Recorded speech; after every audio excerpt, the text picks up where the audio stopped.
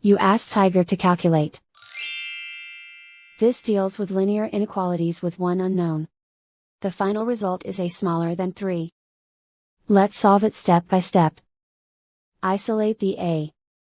Divide both sides by 2.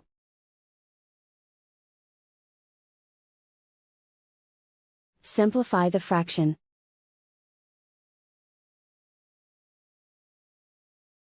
Find the greatest common factor of the numerator and denominator.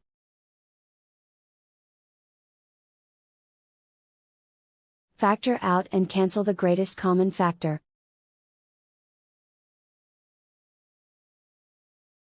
Plot the solution on a coordinate grid. And so the final result is a smaller than 3.